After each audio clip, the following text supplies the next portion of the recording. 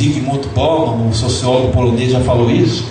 A gente vive na sociedade do hiperconsumo, e as igrejas entraram também nessa linha, vendendo um tipo de mensagem e práticas focado no consumo religioso. Tem muita gente nas igrejas consumindo religião, como consome Coca-Cola, como consome smartphone, como consome qualquer produto. Há consumo religioso. Não é à toa que livro evangélico e CD gospel vende que nem água. Quer ganhar dinheiro? Eu não faço porque eu não tenho caráter para fazer isso. Mas sai do seu emprego, se ali é alguma gravadora para ser revendedor de CD gospel, você vai ganhar uma fortuna. Só que você tem que falar o linguajar técnico dos gospel. Você vai ganhar um dinheirão, pode ter certeza. Não dá errado. Vai ganhar dinheiro de rachar, de rodo. É só você entrar nesse mercado de venda de produto gospel. Nossa, você vai ganhar um dinheirão. E eu não tenho caráter para fazer isso. Mas a gente está vivendo também uma época de consumo religioso, onde as pessoas consomem religião como qualquer outra coisa. E aí elas perdem a meta do evangelho. Quando a igreja abre a boca muitas vezes, o pessoal de fora diz assim: lá vem mais um negociante da fé. O que eu quero dizer, não adianta ter a mensagem certa com uma postura suspeita. O não cristão, querido, só vai ouvir você quando eles perceberem que a gente não é gente só de discurso, mas de ação. O teólogo Richard Mall, ele faz uma interpretação do Gênesis 1:28. Lembra de Gênesis 1:28? Deus fala para Adão e Eva: crescei, multiplicai-vos, enchei a terra e sujeitai-a. Para ele, isso é muito mais do que ter sexo e povoar a terra com um monte de gurizinho e menininha, encher a terra de criança. Para o Richard Mall, encher a terra e dominar não é um mandamento reprodutivo. Encher a terra é uma atividade cultural. Espalhem-se sobre a terra, em tudo quanto é canto. Então, se estender pela terra, queridos, é intencionalmente divulgar o Criador. É dizer: Deus nos criou. Porque há regiões que não sabem disso. É um mandato cultural. Então, ser cristão numa cultura é participar da criação e do desenvolvimento de uma sociedade alternativa de verdade, não do Raul Seixas, mas de uma sociedade alternativa. O cristão é uma sociedade alternativa a essa. Uma sociedade alternativa de relacionamentos, organizações, sindicatos, associações acadêmicas, negócios que tenham por meta glorificar a Deus por meio da justiça, solidariedade e amor ao próximo. Isso sim. E qual é a principal área de atuação minha e sua? É a nossa atividade profissional diária. É lá que a gente leva o evangelho. Quando, por exemplo, gente que é cristã e que é empreendedora abre um novo negócio, vai prover novos empregos para as pessoas necessitadas da cidade. Vai abençoar a cidade gerando empregos. Quando cristãos trabalhando na universidade podem influenciar jovens a ter uma mentalidade um pouco mais aberta do que aquela vigente na universidade. E se você já foi para a universidade, você sabe do que eu estou falando. Como às vezes dentro da universidade as pessoas, apesar de estarem numa universidade, têm a cabeça fechada. Eu tive uma professora no meu curso que era marxista convicta e defensora do marxismo, e eu estava lá. E um dia ela chegou para mim, em particular, e disse: eu não entendo você sendo pastor numa universidade, cursando esse curso e ouvindo uma professora que é a ferrenha adepta do marxismo. Eu disse: qual é o problema? Ela falou: não cabe na minha cabeça. Eu disse: nós não estamos numa universidade? Eu disse para ela: Karl Marx tem coisa muito boa. Você já leu o manifesto? Você já disse: já li. Tem coisa muito boa que ele diz lá. Mas eu disse para ela: do mesmo jeito que eu tenho cabeça aberta para ler Marx, você também podia ter cabeça aberta para ler o Evangelho. Por que não? Não é universidade? Então, dentro da universidade tem gente com cabeça fechada. A gente pode influenciar as culturas. E deve influenciar as culturas com o Evangelho, queridos. Agora, deixa eu fazer uma ressalva. Influenciar a cultura não é fazer o que muita gente está fazendo aí. Não é isso que eu estou falando. Porque tem gente que vai trabalhar no trabalho e vira aquele fanático de Bíblia, né? O cara não trabalha, não faz o que tem que fazer, o dia inteiro ele fica falando da Bíblia para o outro. Olha, para de fumar, senão Deus vai castigar. Olha, para de ir no bordel, senão... Olha, para... Isso não é evangelismo, gente. Isso aí não é influenciar a cultura. Isso é fanatismo, que tem em qualquer religião. Eu estou falando de influenciar pessoas com o Evangelho, com o lado bom da coisa. O Evangelho que muda a cultura para melhor, que traz os valores eternos e bons para as pessoas. Então há muita coisa que a gente pode fazer, em muitas áreas que você pode atuar. A gente pode ser realmente, como alguém já falou, nós podemos ser catalisadores do Evangelho na cultura, nos envolvendo em todas as manifestações culturais na cidade. E aí, a probabilidade de que muita gente lá fora escute o Evangelho, escute a igreja, vai ser grande. Sabe por quê? Uma das coisas que eu descobri,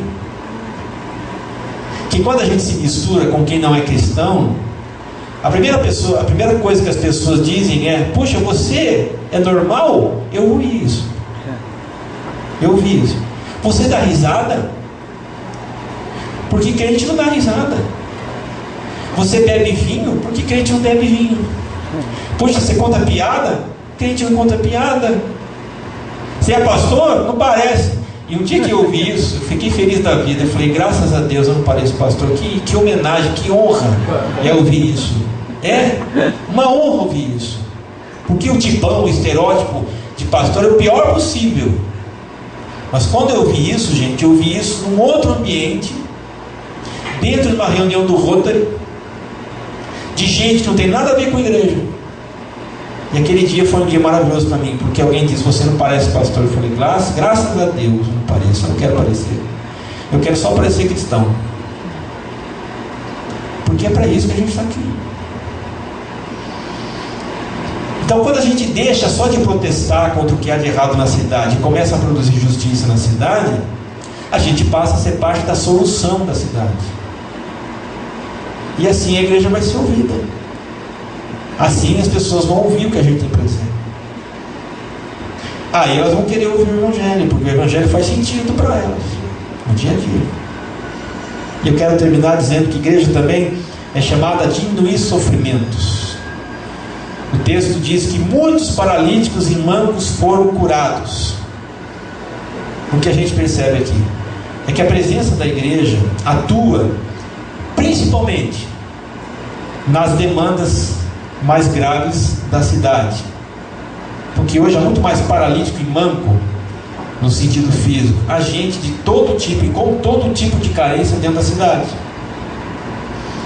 O problema que eu acho é quando a igreja só se reúne para celebrar a Deus, só para ter bons momentos, ela deixa de ser uma igreja para a cidade. Ela está na cidade, queridos, para ser relevante para a cidade. Ela está na cidade para diminuir o sofrimento da cidade, com o Evangelho. O nosso desafio é descobrir onde é que eu sou necessário, onde é que eu posso atuar durante o ano todo para fazer diferença na vida de alguém, de algum setor da cidade. Esse é o nosso papel. Então, prestar serviços gratuitos na cidade para quem precisa é um meio, sim, de divulgar a mensagem de Jesus. Há várias maneiras de fazer isso. Você já sabe, tem muita gente fazendo, né?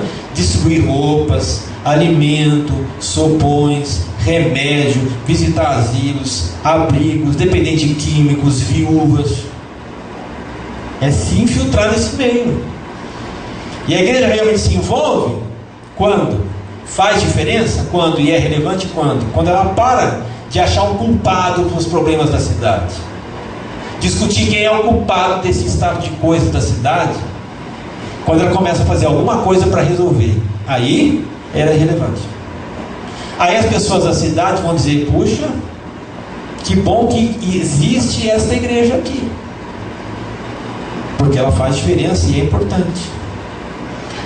O grande problema é que, na maior parte das vezes, nós achamos que as pessoas se feriram, se perderam por culpa delas, escolhas erradas, e agora elas têm que arcar com as consequências. Isso aí, queridos, é pensamento espírita. O pensamento espírita diz: você errou, você falhou, pagando agora esse sofrimento seu. Tem que acontecer, tem, porque você está pagando o mal que você fez. Evangelho não é isso.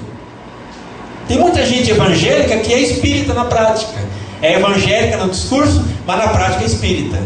Porque fica de longe dizendo: está vendo? Meteu os pés pelas mãos, fez burrada, agora paga. Isso é espiritismo. O que o Evangelho faz? O Evangelho estende a mão. O Evangelho não fica tentando achar uma resposta. O Evangelho vai curar a dor. O Evangelho vai curar a dor. Não é perguntar a alguém por que pecou, é dar perdão. Não é dizer que está tudo perdido, é oferecer uma oportunidade. É isso que o Evangelho faz. E eu queria terminar, queridos, com um resumo de uma matéria. Queria agradecer a Carol aí o artigo. Uma matéria sobre crack. Eu achei brilhante isso aqui. Esse artigo é um resumo, né, de uma obra de um sujeito chamado Carl Hart. Ele publicou, ele é um neurocientista de Yale, em Nova York, na Universidade de Columbia, desculpe, Nova York. E hoje ele é neurocientista, mas o Carl Hart, nos anos 80, vivia no bairro pobre de Miami. O pai é alcoólatra, a mãe desequilibrada. Ele era traficante de maconha, esse neurocientista, hoje. Andava com um fuzil no porta-malas, ameaçava os vizinhos com arma, roubava lojas e televisor, e se tornou usuário de crack durante muito tempo. E tomou todo tipo de droga. Mas um dia, ele se salvou porque ele encontrou algumas chances que ele não teve. Primeiro, ele descobriu que era bom na matemática. E ele descobriu que era bom em alguma coisa na vida.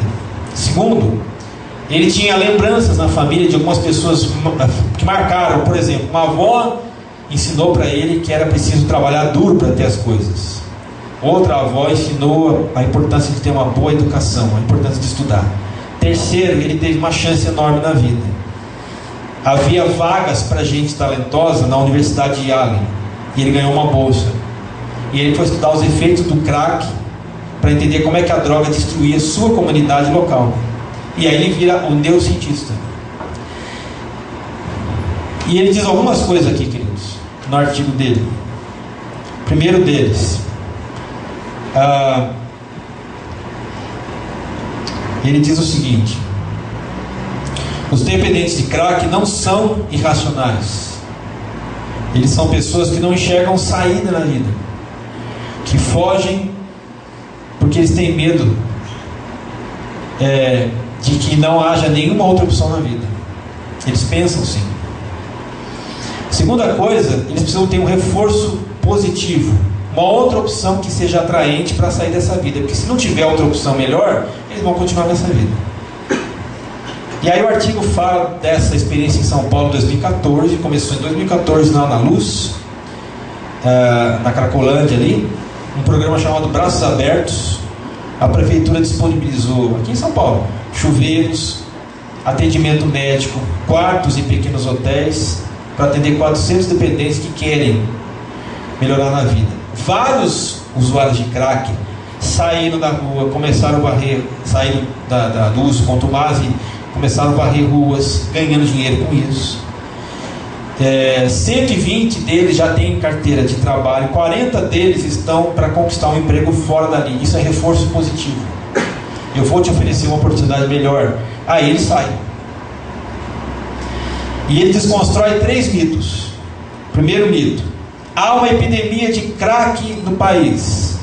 Esse é mito. A verdade: não é epidemia, ela não se alastra, o usuário não é zumbi. Se eles têm oportunidade, são capazes de largar a droga. O que falta é alguém que dê chance.